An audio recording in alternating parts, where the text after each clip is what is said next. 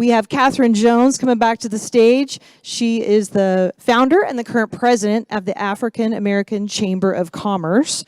Brenda Wilson, you just heard from. She's the Director of Business Development and Educational Outreach for Cottonwood Creek Behavioral Hospital. Jody Peterson, the Executive Director at the Interfaith Sanctuary. And then Kelly Marmon. She has been in the beauty industry for 35 years. She's passionate about mental wellness, and also she's Jason's mom. Social entrepreneur, counselor, Rock Foundation, and yes, my beautiful mother. I love it. So a part of my background too is I've been a life coach for 20 years. And so mental wellness and health is so important to me, because I think Ray was talking about it on an earlier panel. Without that, wellness and that mindset of wanting to learn, wanting to grow, and having some hope. If I feel overwhelmed and I don't feel like my difference could ever matter, maybe I won't do anything. But if I can just see and start to think about the possibilities, now we've got a conversation where I can say, what's one thing, even if it's small, that I could do in the next 24 to 48 hours to start more change?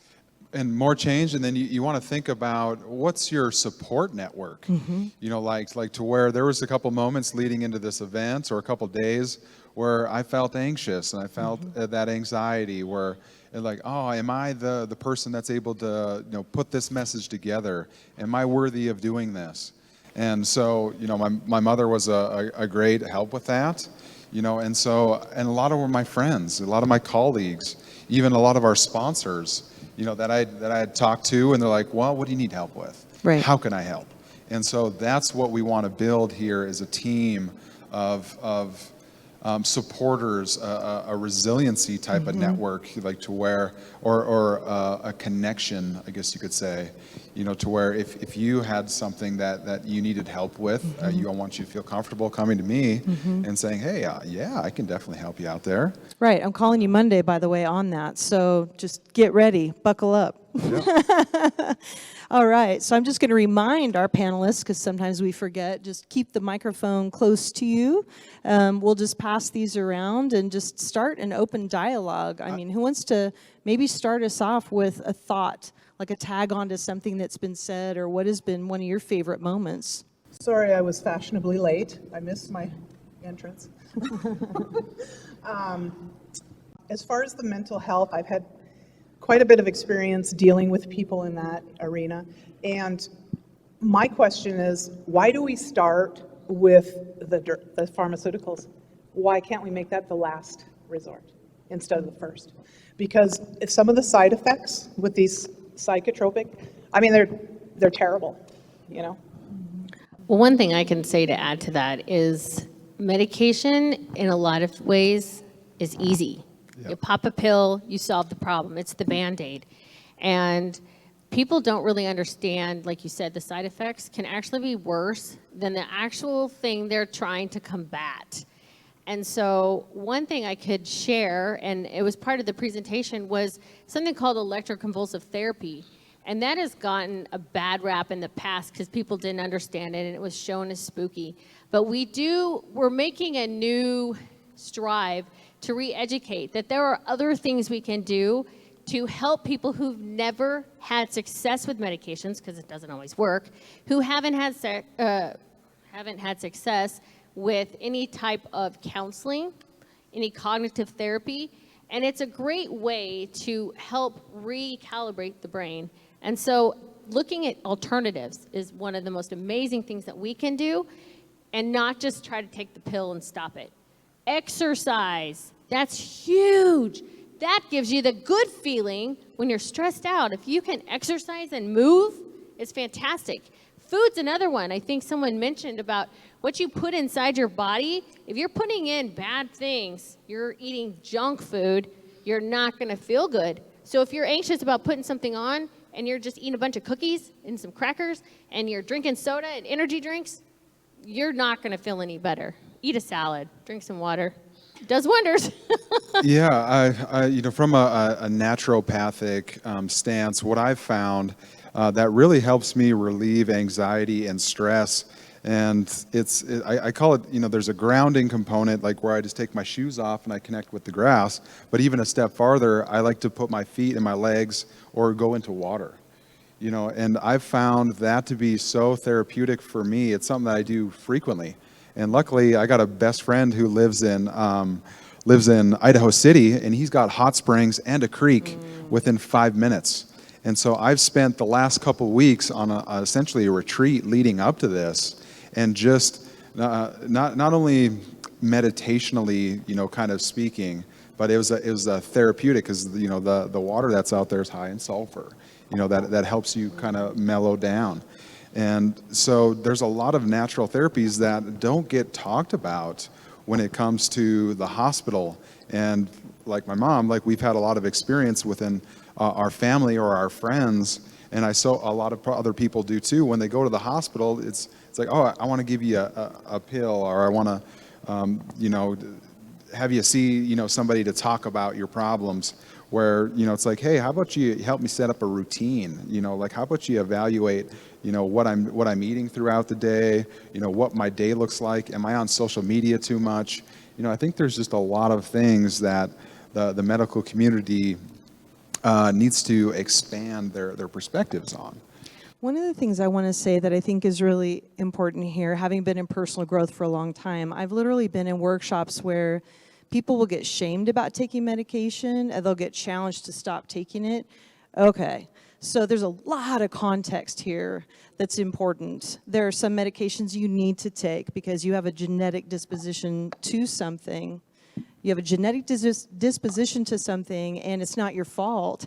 And you might, if you have bipolar disorder, oftentimes that's something where a medication is super valuable, and it's not something you just want to stop. Or so there's so much around this, and so we're not actually saying this is all right, this is all wrong. But I think, again, there's lots of ways to look at solutions, but also making sure you are talking with somebody with a lot of experience. And I just don't want anybody to feel shamed if you need to take a medication for your blood sugar or something. We're not swinging the pendulum and saying throw it all out. So being in that dialogue about all of the things, I think, is important.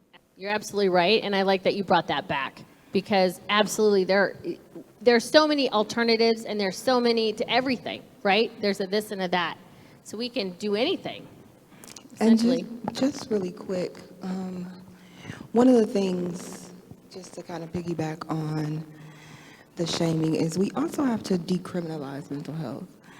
And so meditation is great if you have access to that. There are natural things if you have access to that. But I think the community that's most affected, homeless people, marginalized folks, they don't have access to creeks and nice grass and meditation and retreats. And so I think making sure that that is also a priority when we talk about mental health, I think will make the community feel more safe. One of the concerns that probably is because mental health and homelessness, there are two stigmas that run together, and it's not always the case. And so, I think people think of, homeless, crazy person running down the street with scissors in their hands, and that isn't always what happens. So I think when we get rid of those negative stigmas about mental health, we decriminalize mental health as a state, I think we'll be able to make better advances in mental health, because then people will feel more open to getting the help that they need, seeing the person that they need to see, being able to do those long-term assessments and things like that. Yeah, and I definitely wanted to speak right on top of that, because that was my thought too. Definitely don't put another stigma on medication.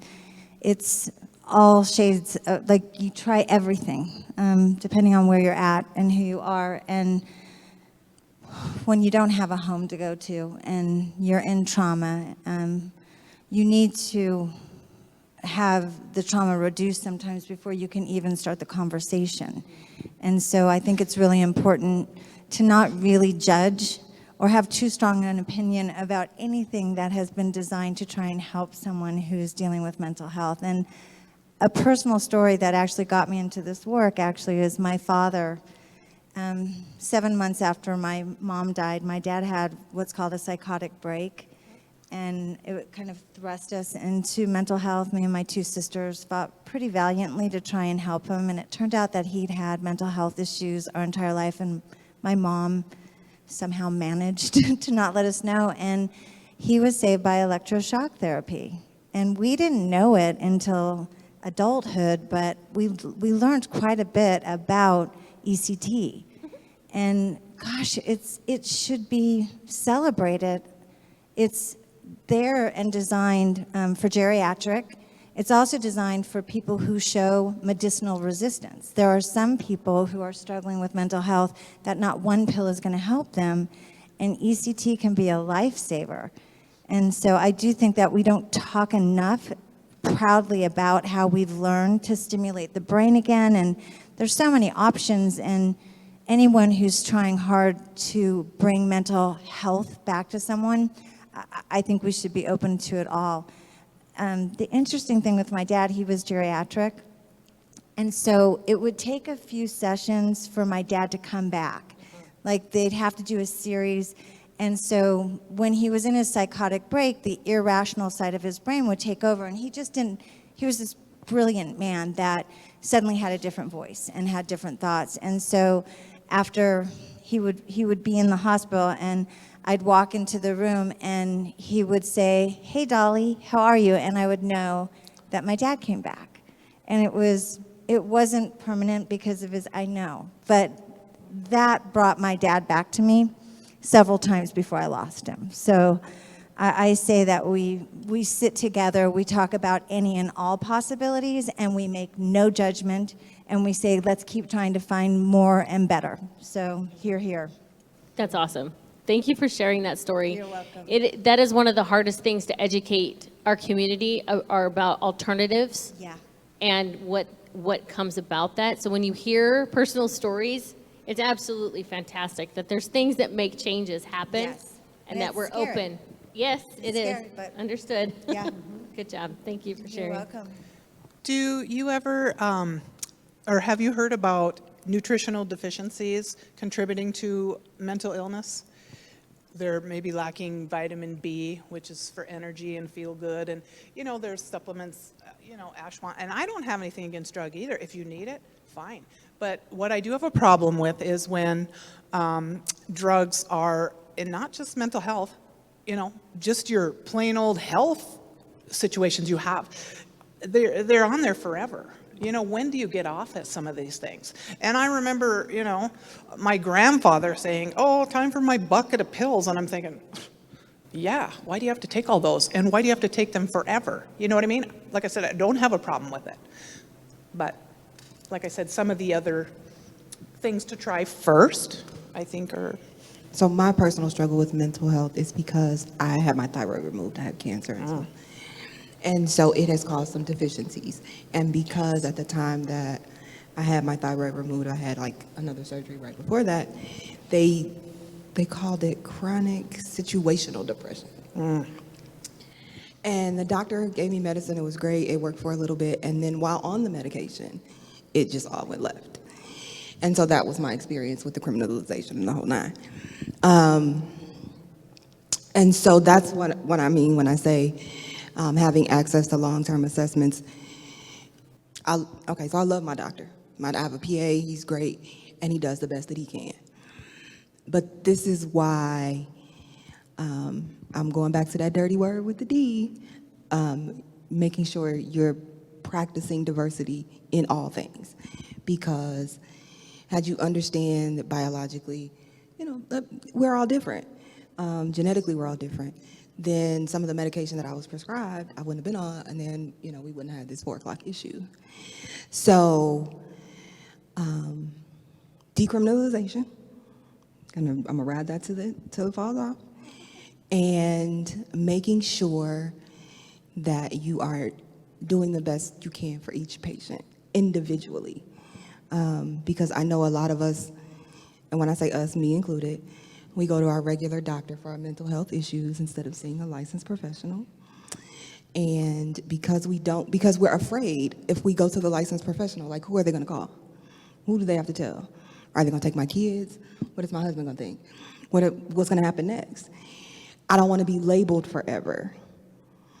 Do I have to, what about my employment? Like, there are a whole slew of things that come with that nobody thinks about when counseling or recommending. Electroshock therapy is probably great.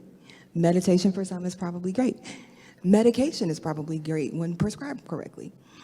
But I think we have to start individualizing the care that we're giving.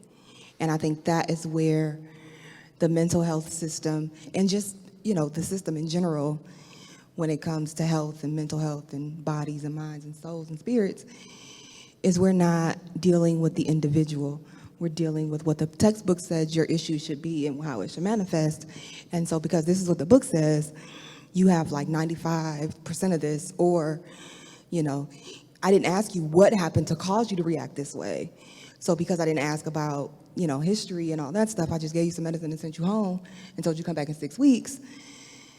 Now you're, at St. Al's, chained to a bed, trying to figure out what happened.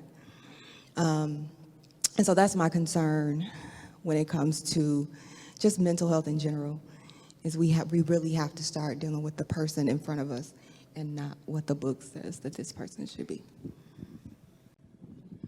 And I think that's, it's a great place to start, because when we think about a community chain, our vulnerable, our at risk, or even our homeless, are what we would say, a weaker link, I guess you could say.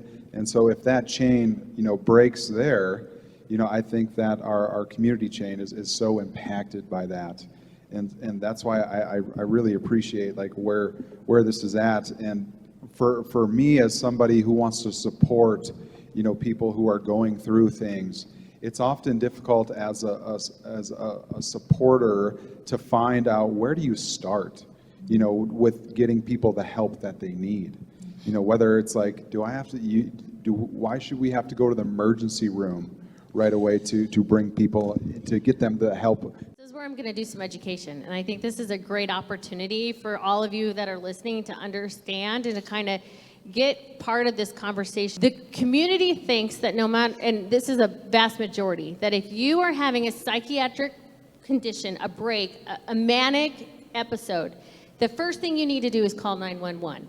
Now, there's a couple options here. If you don't feel safe with the person that's having it, or you're not safe yourself, and you feel that they're the place that you need to call for help, we have educated within this Treasure Valley, within our rural communities, that if you call the police and they have to come help because they're the safe person to get you where you need to go, they know, and I'm going to use my hospital as an example, Conwood Creek Behavioral Hospital is a direct admit facility, which means in most cases, if you're medically stable, which means you don't have open cuts, you did not OD and you're starting to pass out, or you're not breathing, you may call us, come in directly. You do not have to go to the ER. You do not have to call the police. You don't have to call the ambulance.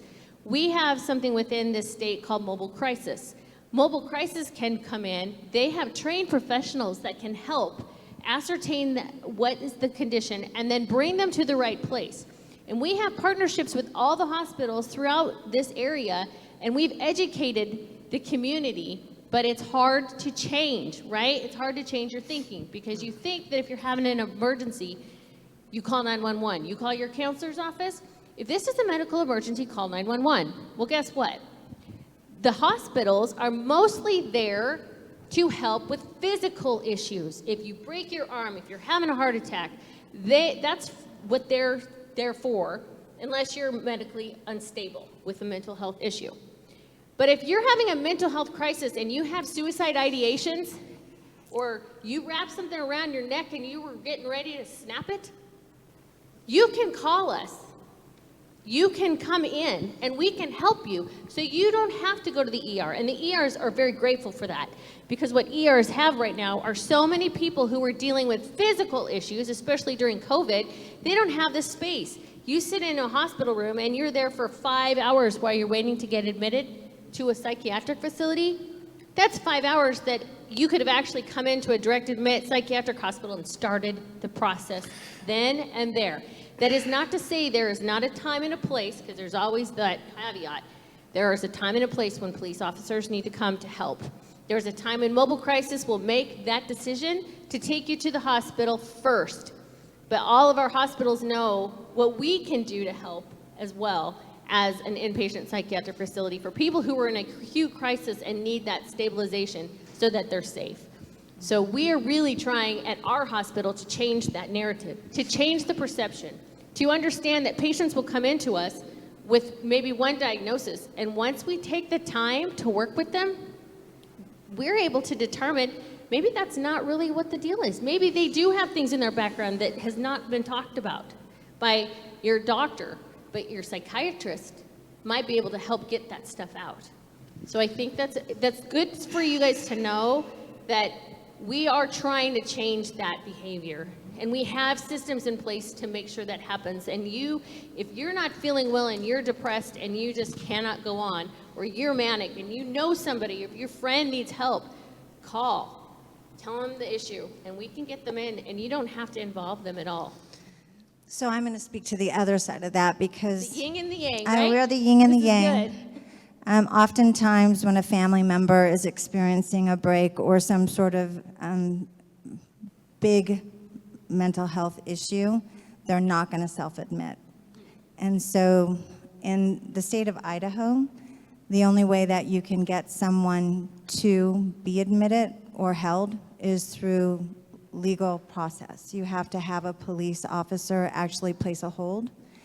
And if we have someone that actually will go to the hospital with us, we have to take them to St. Luke's or St. Al's first because they may have alcohol or drugs in their system, so they have to be stabilized before any mental health facility will actually accept them. So it's pretty messy, and I would say 80% of the time, the guests who are experiencing mental health will not self-admit, and so we can't drive them up to your door. And so I think that's where the criminalization happens, and here's what I've noticed.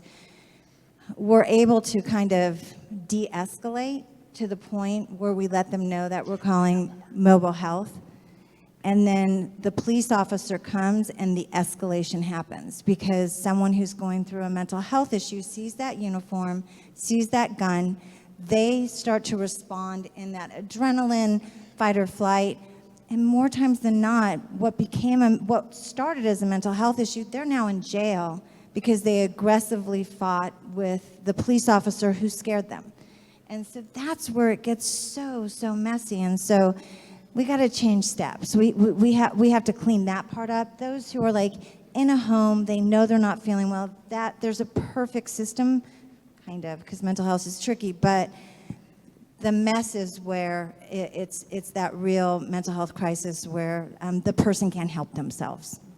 Yes, I want to respond to that and say that states also have different requirements. We live in Arizona, and in order to get help there, mental help, you have to be either suicidal or homicidal, or they will not help you.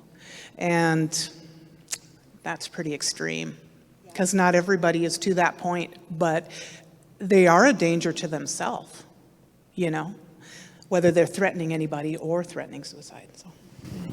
And I think to her point, most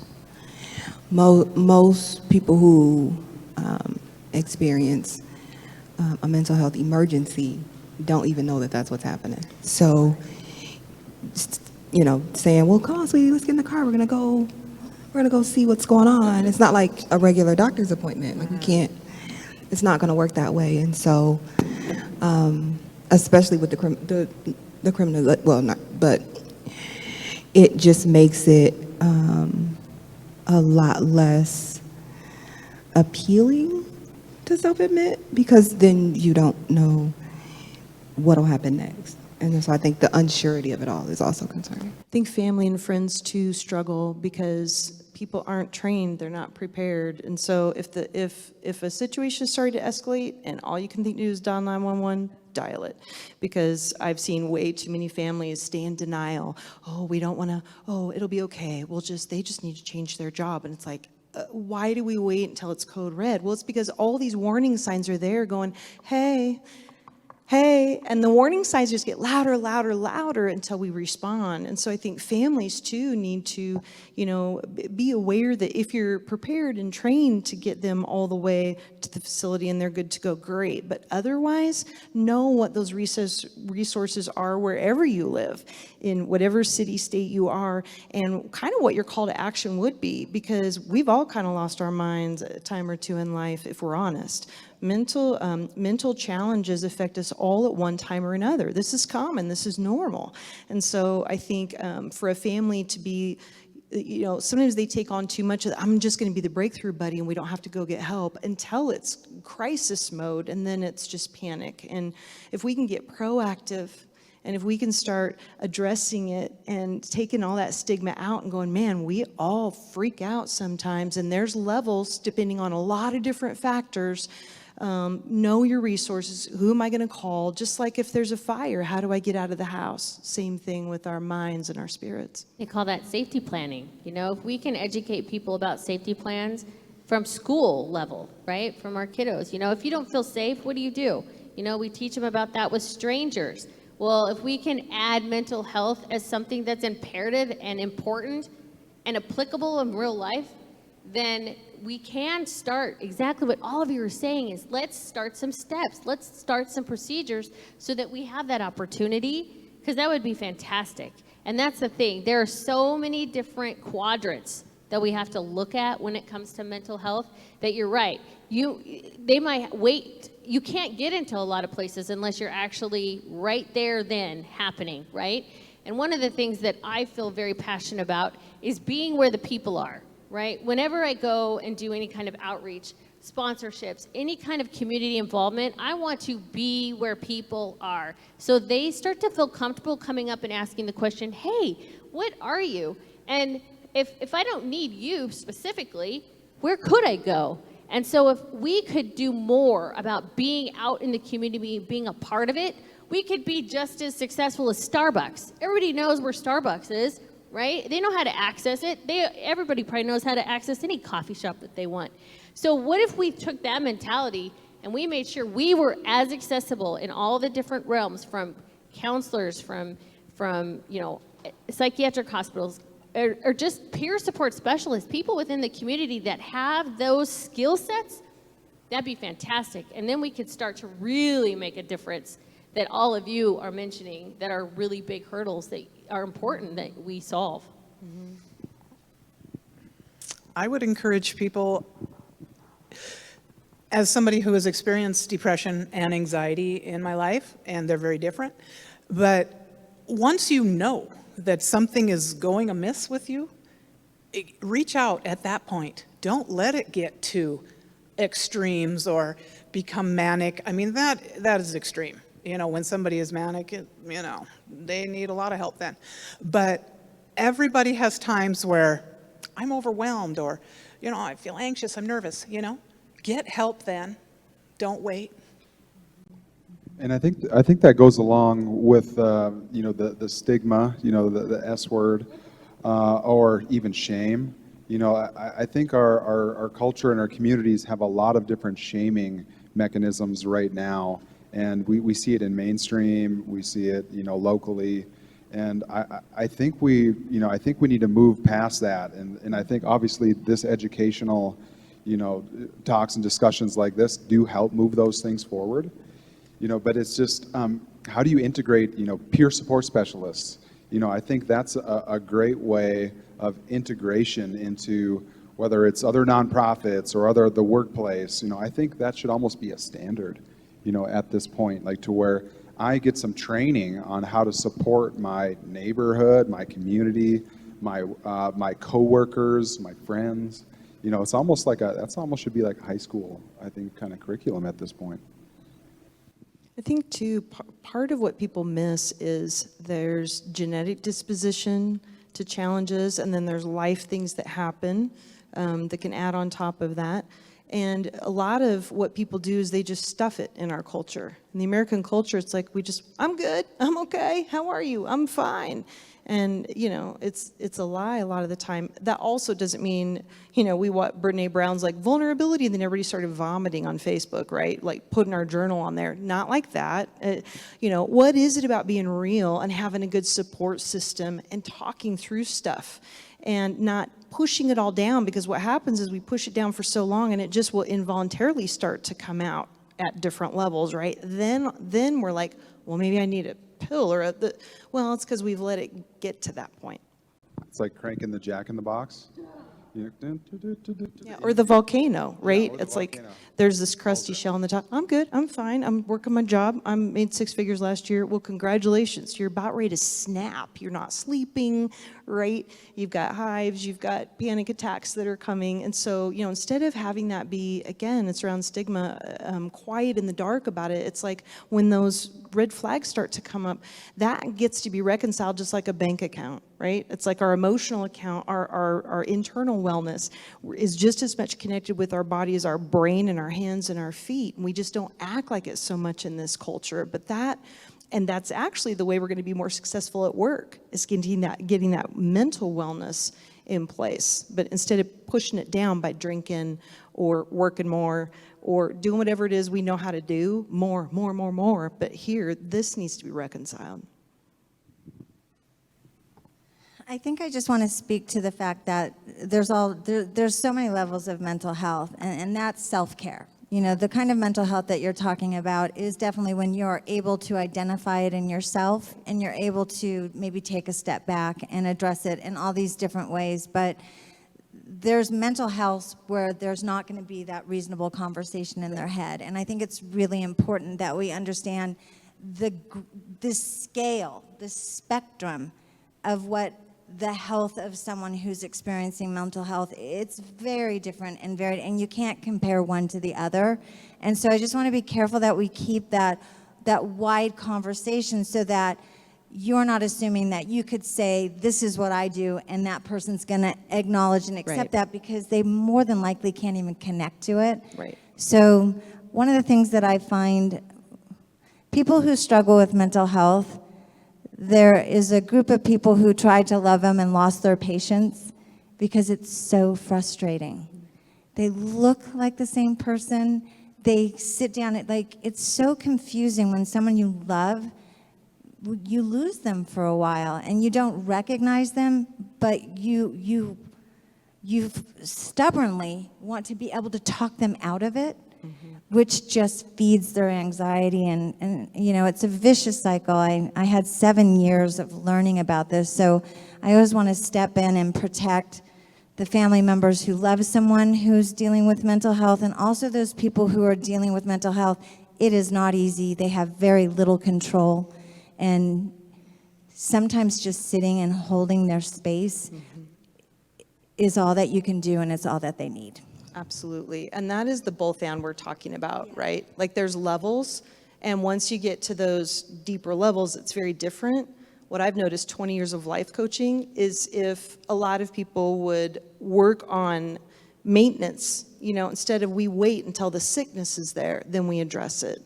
If more of us could work on right? If it applies to you, if you can work on health and wellness from the inside out instead of stuffing, then we don't get to that breaking point as often, not as many people. So I think it is a both and for sure. I was just going to say that we don't bring up the fact, and I'm glad you did, about the family and what they go through. I compare it to almost like a death, but it just happens over and over and over. And so with a death, at least you have some closure.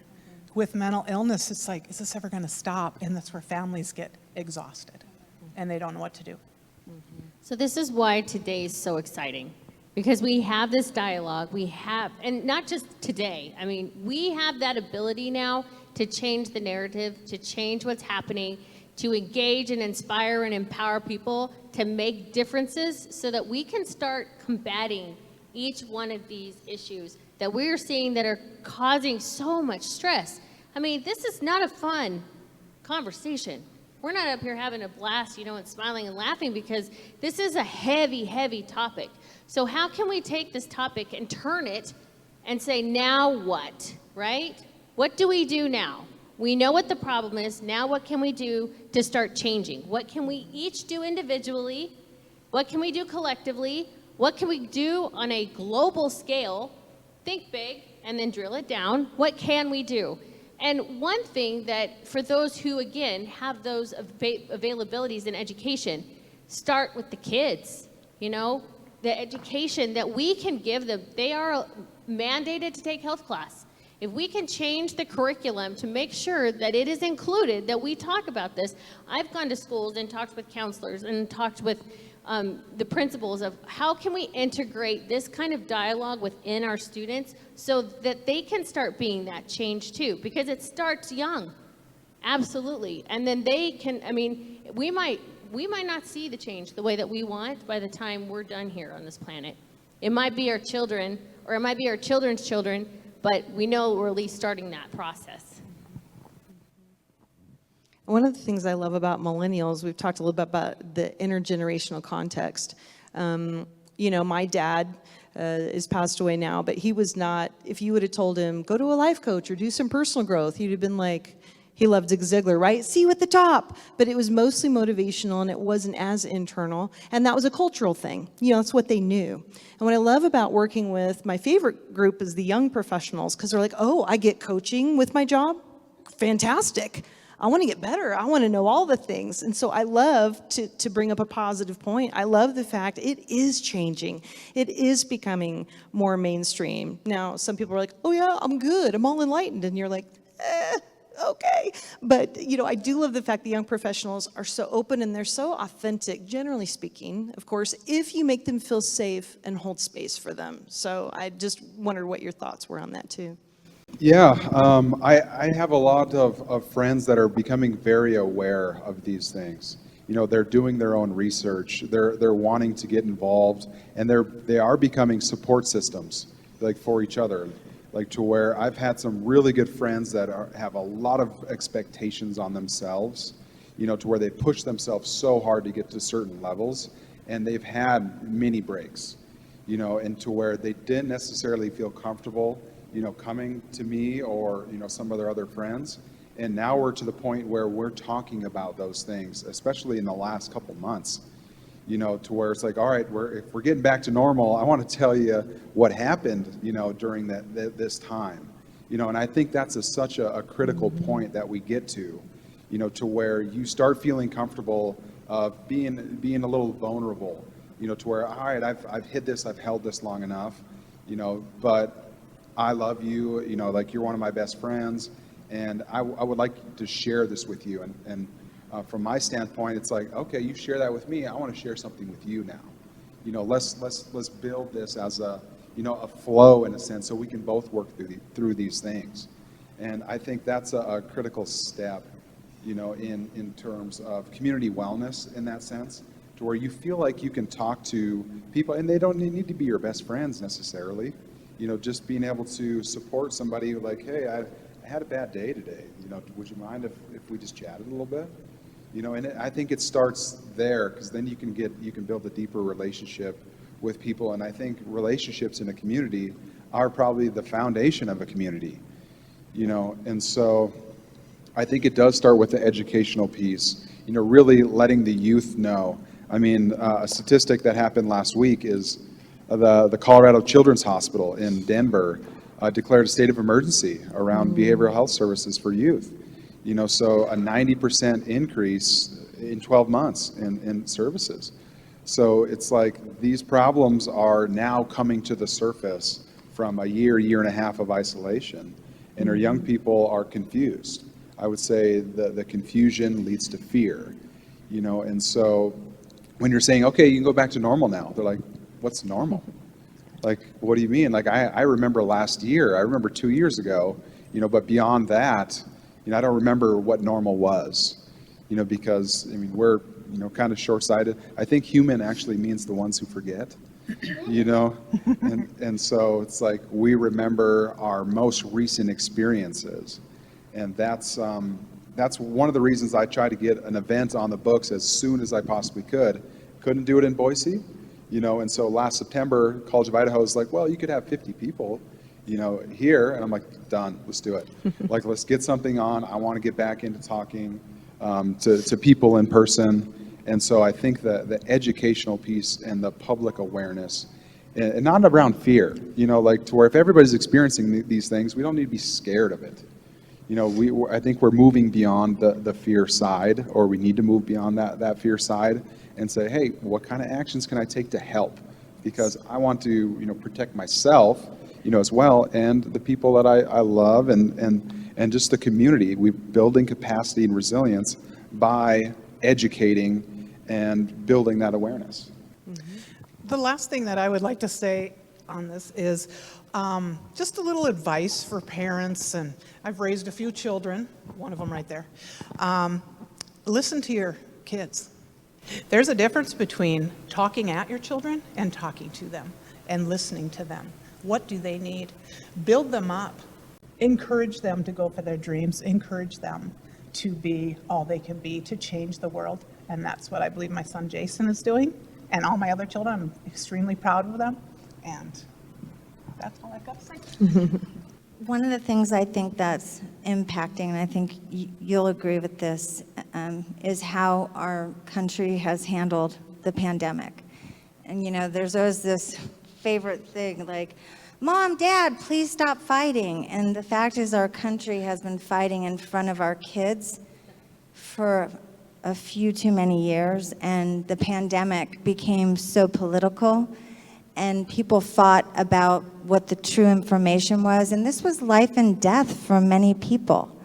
And so when you're hearing two different stories fighting against each other, and your options are to stay home, look at social media, I think that I truly believe that helping to get the right tone back to our children will save their lives. And I don't know how to, I don't know how to make the news save lives, but I think it has to start with them caring enough about our world that the click-through is not more important than how we're delivering information to the people of the world.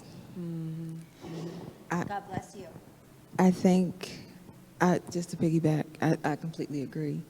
I think, though, the pandemic exasperated what's been going on in this country for years. There's always been a thing with us. Like, there's always been something. Did he win? Did he not? Took us forever to figure that out. And we did that twice, I think. Before that, it was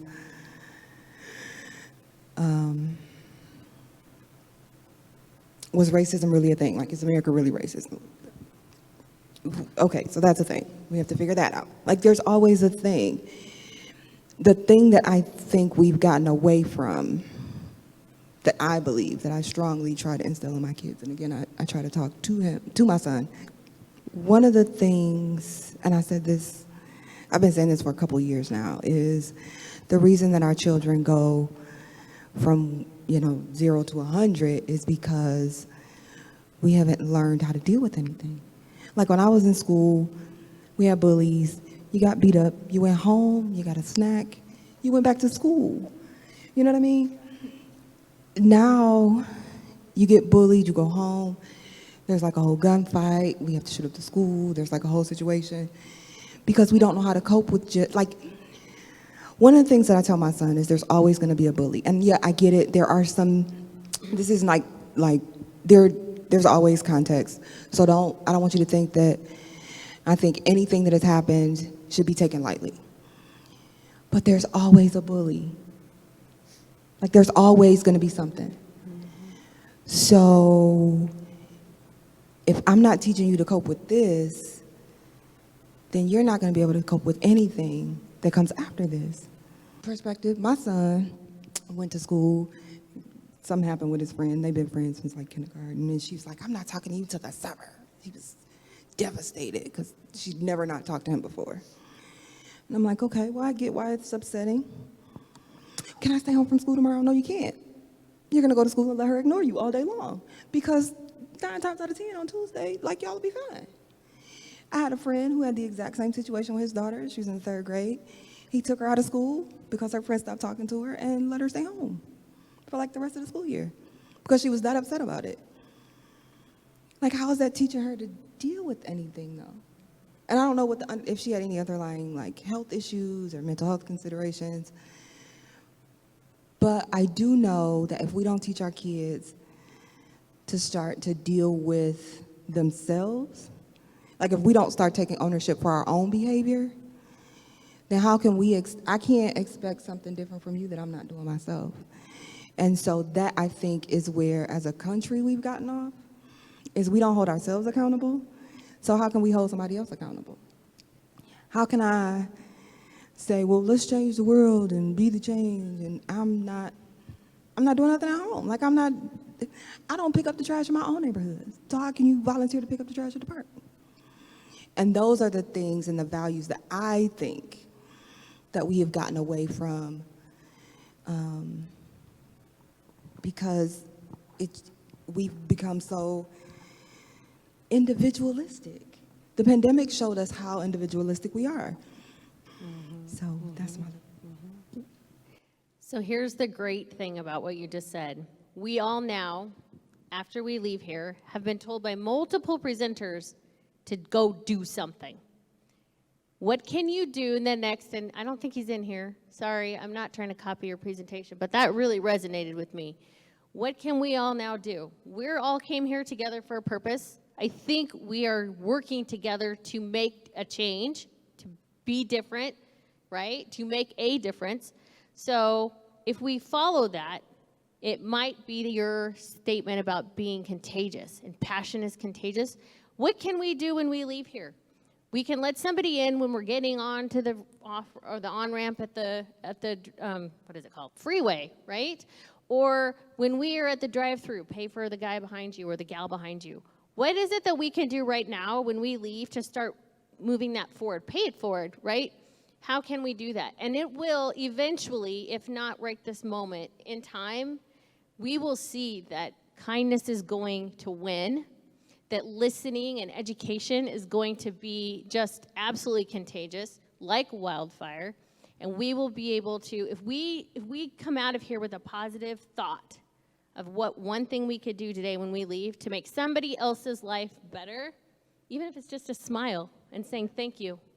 I appreciate you being here. They'll be like, huh? Talking to me? Yeah. Make someone's day. It will propel. I've seen it. I have worked in a classroom where I had a kid who didn't want to speak, and I made it my goal to make sure that when they left after school, that before the end of the year, they said, goodbye, Ms. Wilson, have a great day. Every single day I worked to make sure that happened, and it did, and it was a great feeling. Now, that doesn't mean we're always going to be successful, but if you set your mind to something and you put that positiveness out there, it's going to make positivity breed. I think we also have to be a little bit more intentional, not necessarily positive.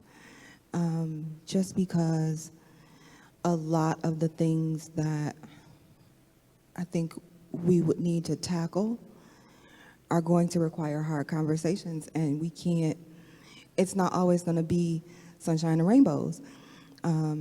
Sometimes I'm going to just have to tell you that your behavior sucks, and this is what we need to, these are the steps we need to do to fix it. And I know one of the things that I've learned about the Treasure Valley is when job coaching comes in, and we don't want to tell you that you're doing something wrong, we tell you this is an area of opportunity for you.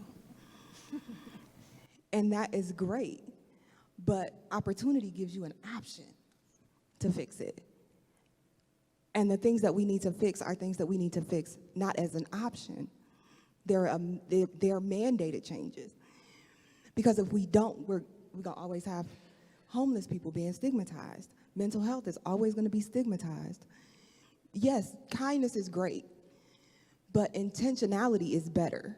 I think it's a both and, though. We do this either or thing. It's an American culture thing. Like, my coaching so often goes back to this. It's not, I don't think it's either or in my experience. I think There are positivity people. If you've ever done the Gallup Strengths Finders assessment, which I teach on that, we're not all, like, you have that. You have that in your top 5, guaranteed, right?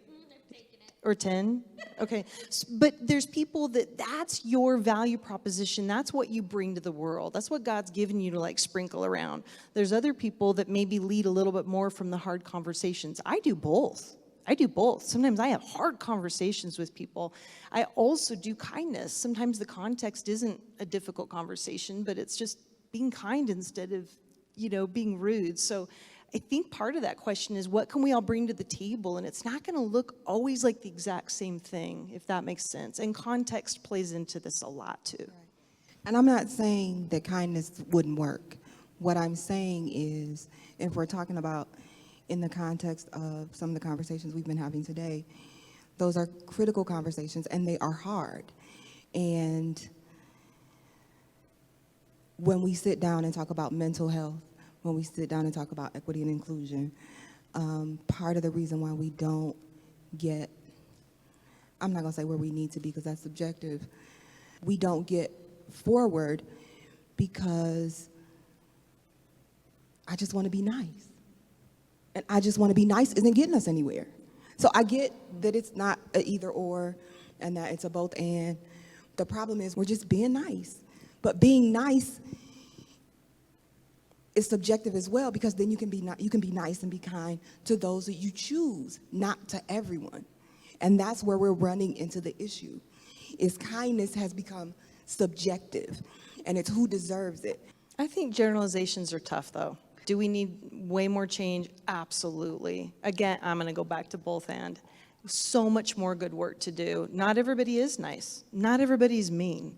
I think, all of this generalization is tough because it depends. But I think then it comes back to the individual question of what can each one of us do? What am I not doing? What do I have the ability to do?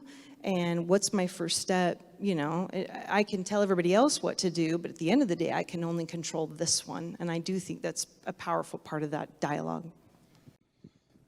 I can speak from my experience, I guess, and so I intend to be good, and sometimes that can be very hard. To where I've really, tried, whether it's around events or companies that I've worked for, to where sometimes when you're very nice, you get taken advantage of, for being nice, and knowing a boss or a sponsor or somebody knows that they can squeeze more out of you, than you really want to give. And so I think there is that balance or a fine line of being able to know when you need to stick up for yourself, and oftentimes we avoid difficult conversations that are honest and true because they're painful for who you're giving those to. And I think we have to address those in very safe situations, because there's criticisms. I've been criticized for being too intense at times, or where I've had a one-track mind, like to where I obsessed about things because I want to get them done, and then now it feels like I'm neglecting, a partner or a relationship, to where you're emotionally unavailable because you're so focused on getting this done, and that's a tough thing that I've been working on, personally. And so I think, the authentic, genuine conversations where you can talk about how you feel, and if it's a frustration or if it's something that's uncomfortable, it still needs to be said, to where you can get that out and we can talk about it and I can understand you, to where if you don't have the opportunity or the platform to say these things, they build, and it's societal, like you said, in the political context. If you look at our politicians, our quote-unquote leaders, they can't agree on anything, and so what example does that set to the state level, to the regional level, to the city, to the municipalities? They copy that. That's what they're seeing in their positions that are higher levels. And so I think it's critically important that we have this kind of dialogue, in the sense of hopefully it can grow and we can expand and expound upon these things, to where I like talking about how I feel, And so I know we kind of talked about earlier about statistics and facts and all these things. Yeah, those are important. Those are vehicles of information delivery. They help summarize things up. But we need to be able to not necessarily just give our opinions, but I like to talk about things, how I feel that I'm willing to take action on. Like I'm willing to, work for a behavioral health agency necessarily for free, in a sense, to help make marketing or help do different things to a certain extent that I can, to really support, try to develop a community, and I think that's the blessing and the curse of the millennials, is that we feel a lot, and we were exposed to cell phones in high school, and we just had all this information. And so even like my younger brother now, these kids they're being exposed, they're consuming so much information that it oftentimes leads to confusion, or paralysis by analysis. You're having to think of all these broad spectrum politics and all these different things, to where I think 50 years ago, the amount of information that people consumed was 20 times less in a day, even more than that sometimes. So that's from an evolutionary standpoint, we're not built to absorb or consume all of this information, especially our young people when they're still trying to figure out who they even are. Good job talking about your feelings as a guy.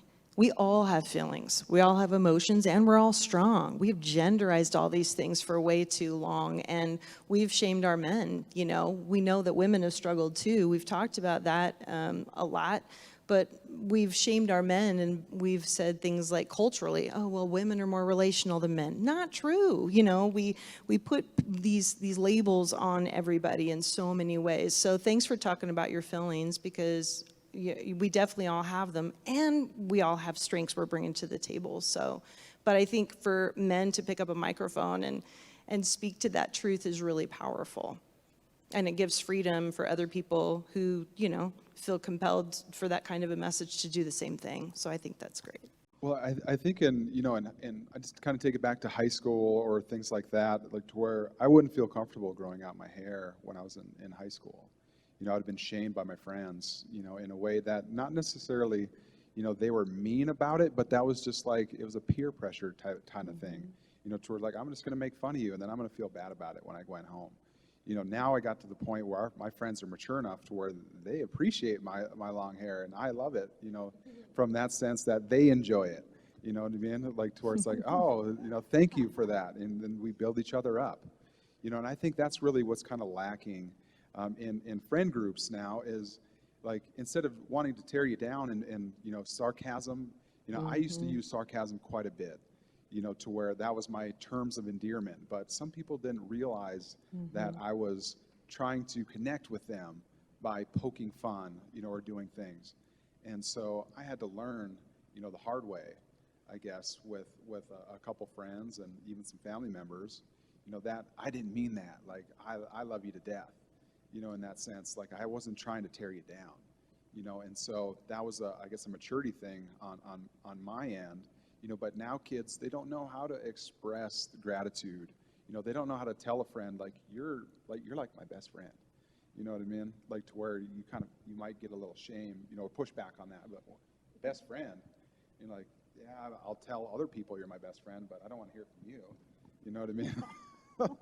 And so I think that's a thing that builds community. When you talk about culture and community, I think those are two things to where we need to be able to talk about our feelings. And so if that's one takeaway that I would give to this panel, it would be like, find people who are okay with talking, letting you talk, or having them talk and tell you about how they feel as well. Right. And empathize.